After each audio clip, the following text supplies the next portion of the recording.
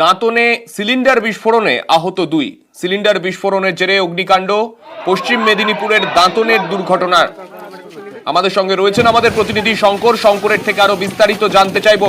শঙ্কর, যে জায়গায় বিস্ফোরণ হয় সেই জায়গায় কি ছিল?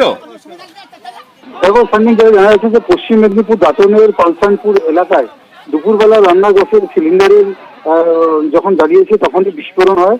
সাথে সাথে আগুন লেগে যায় সেই দোকানে, এবং এই দোকানে বলা যায় যে এই যে পান বা কোল্ড ড্রিঙ্ক ইত্যাদি বিক্রি করা হতো, এবং এই যে সিলিন্ডার ব্লাস্টের পর দাউ দাউ করে জ্বলতে থাকে সেই দোকানে, এবং যেই অভিযোগ এসছে যে ওই দোকানের মধ্যে থাকা জিনিসপত্র পুড়ে ছাই হয়েছে, এবং ওই দোকানে থাকা দুই ব্যক্তি রঞ্জিত দাস এবং চৈতালি দাস নামে এক মহিলাও আহত হয়েছে। দুজনকে ভর্তি করা হয়েছে দাঁতন গ্রামীণ হাসপাতালে।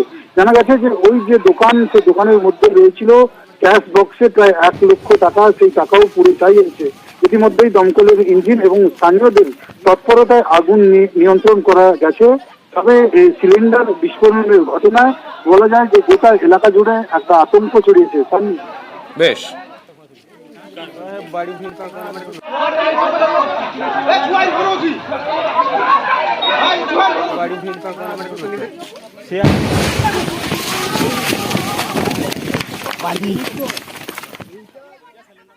রান্না করছিল, রান্না করতে করতে হঠাৎ আগুন জ্বলে উঠে আসে।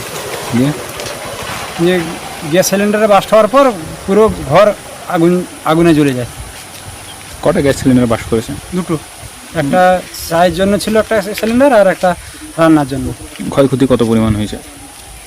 গ্যাস পুড়ে গেছে, 1 লাখ টাকার গ্যাস ছিল, আর বাকি গয়নাগাঠি বাসনকুসন সব ঘরে যা সরঞ্জাম কোনো কিছু নেই, সব পুড়ে খাক।